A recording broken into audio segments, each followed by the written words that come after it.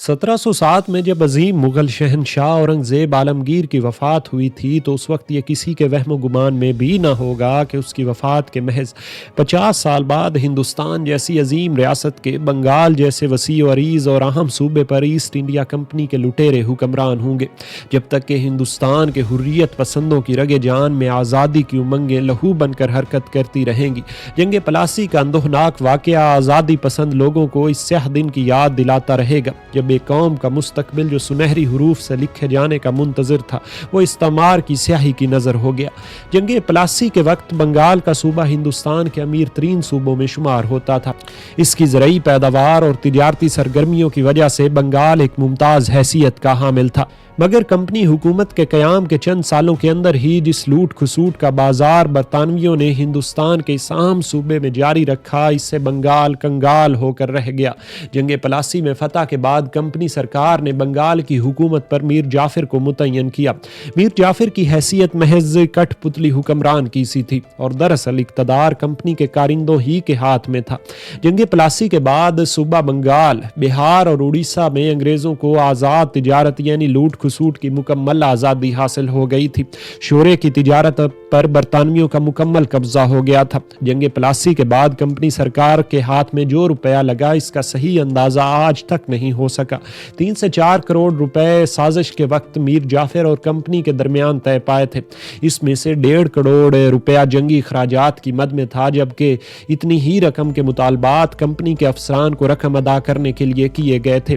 یہ رقم نذرانوں اور انعامات کی مد میں دی جانی تھی۔ میر جعفر اور بنگال کے خزانہ میں اتنی رقم ادا کرنے کی سکت ہی کہاں تھی، اس لیے محض آدھی ہی رقم ادا ہونے پائی تھی کہ خزانہ خالی ہو گیا۔ اس کے بعد باقی ماندہ رقم کو قسطوں کی صورت میں کمپنی سرکار کو میر جعفر کی حکومت کی طرف سے ادا کرنا طے پایا۔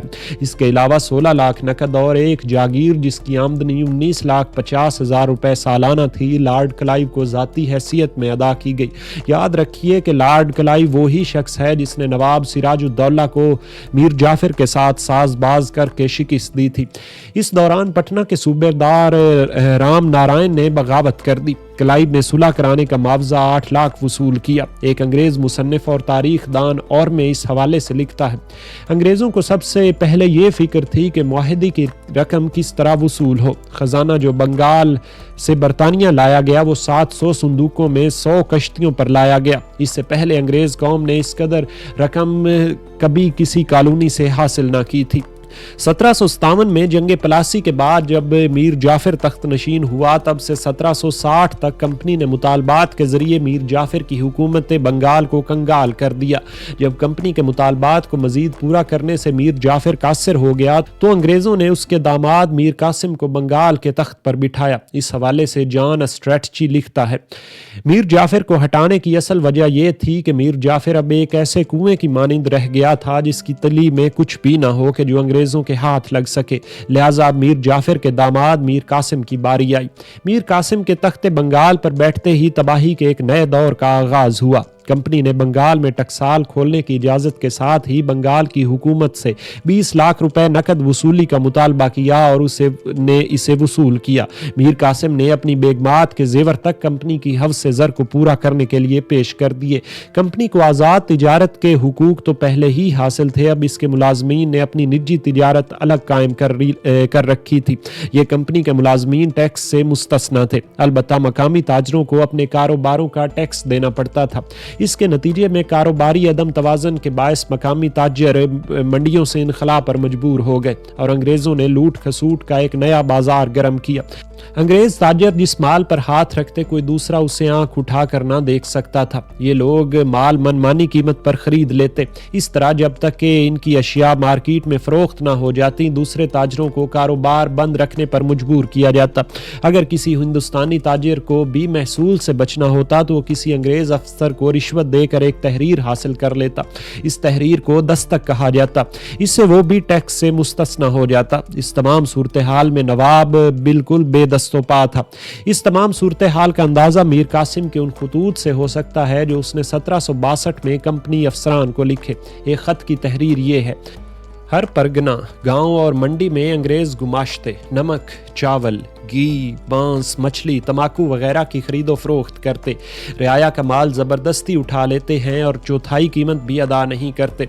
इनके जुल्म का एक तरीका ये भी है कि अपने माल के बदले में एक की जगह 5 ज़बरदस्ती हासिल करते हैं। मुझे तकरीबन 25 लाख रुपए सालाना का नुकसान हो रहा है।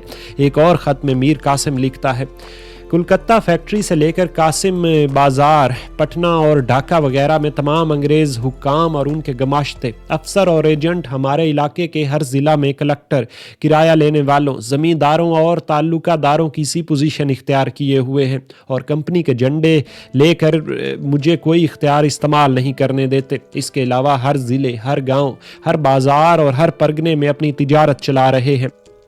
हर शख्स जिसके पास कंपनी की दस्तक है वो खुद को कंपनी से कम नहीं समझता। एक अंग्रेज़ ताजर विलियम लिखता है कि मीर कासिम और मीर जाफ़र की तख्त नशीनी पर कंपनी ने बंगाल से 5 करोड़ रुपए की वसूलियाँ की। एडमंड बर्क ने बरतानिया में पहुंची रकम का अंदाज़ा 40 करोड़ लगाया है, जबकि इस वक्त बंगाल की सालाना महसूल की आमदनी सिर्फ 1.5 करोड़ के लगभग थी। एडमंड बर्क लिखता है, हिंदुस्तान के साबिक फातहीन में और हम में एक फ़र्क है, वो ये कि इनकी खुशहाली और बर्बादी इनके नए वतन यानी हिंदुस्तान के साथ वाबस्ता हो जाती थी, लेकिन अंग्रेज़ी हुकूमत में निज़ाम बिल्कुल तब्दील होकर रह गया है। तातारियों के हमले हिंदुस्तान के लिए नुकसानदेह थे, मगर हमारी हिफाजत इस मुल्क को तबाह किए देती है।